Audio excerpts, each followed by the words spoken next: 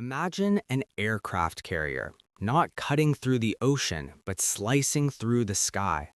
A massive bomber pushing deep into enemy territory, carrying fighter planes attached to its wings, ready to launch mid-air. It sounds like science fiction, yet in the 1930s, the Soviet Union didn't just imagine it, they built it.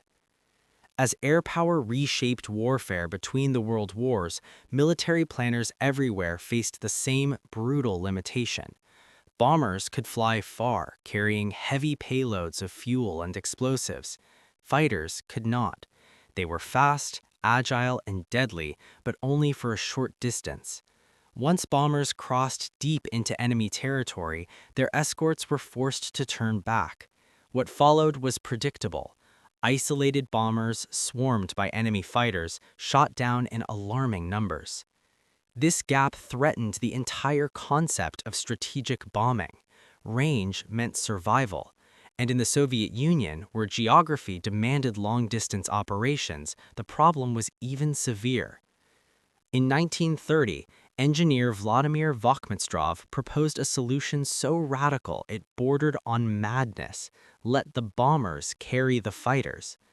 Instead of escorting bombers from nearby airfields, fighters would be transported directly into combat zones, then released exactly where they were needed. These fighters could defend the bombers, strike precision targets, or attack enemy fleets far beyond their normal range. At first, the Red Army dismissed the idea.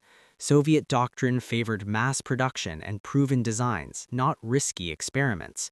But Vakhmistrov refused to let the idea die.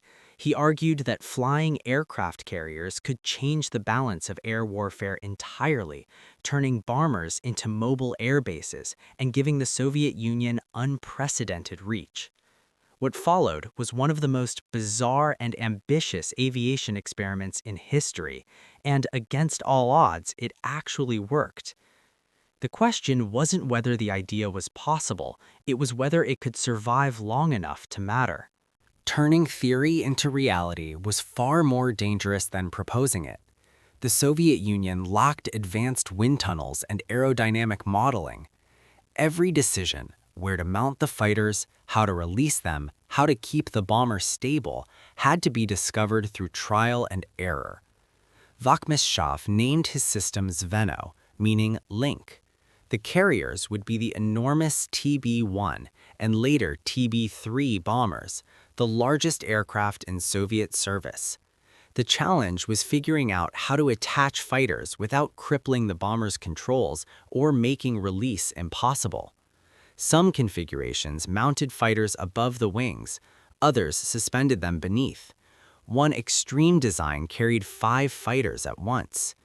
Each test flight risked catastrophe. Yet something remarkable happened. Instead of slowing the bomber down, the fighters actually improved performance. Their engines ran continuously, drawing fuel from tanks installed on the bomber. This allowed the carrier to fly faster, climb higher, and lift heavier loads than it could alone. Launching the fighters was relatively simple. Maintain steady flight, release the clamps, and the fighters dropped away cleanly. Docking back with the carrier, however, was terrifying. Later versions used a trapeze system that required immense precision. One mistake could mean collision or death. Communication was equally improvised. Fighters used telephone lines and visual light signals mounted near their gun sights. On the ground, mechanics struggled to mount aircraft onto wings by hand until the party eventually provided tractors to speed the process. By the late 1930s, Zveno had proven it could fly, fight, and survive, but time was working against it. Just as the system was ready, the world and warfare was about to change. Zveno's greatest enemy wasn't failure, it was progress. Every time the Red Army adopted a new fighter or bomber, Vakhmistrov was ordered back to the drawing board. New I-5 fighters, then I-16s, then the 4-engined TB-3 bomber. Each upgrade delayed acceptance. By the time Zveno was finally approved in 1939, aviation had moved on. The TB-3 looked ancient compared to sleek modern bombers like the American B-17. Military planners questioned whether slow, lumbering carriers could survive in modern air combat. Worse still, war was approaching. Nazi Germany had consumed much of Europe, and Soviet industry was redirected toward mass production of proven weapons. Only 5 Zveno carriers were completed. Even those were withdrawn from service in 1940, dismantled and placed into storage. It seemed that a decade of innovation would end as a historical footnote, another bold idea abandoned too early. Then, in June 1941, everything collapsed.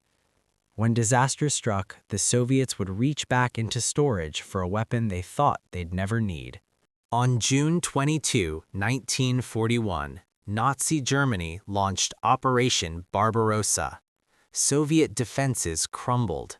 In the south, Axis forces advanced toward critical ports like Odessa and Sevastopol. Desperate for solutions, Soviet commanders resurrected Zveno. A key target was the King Carol I bridge in Romania, a vital rail and oil supply link.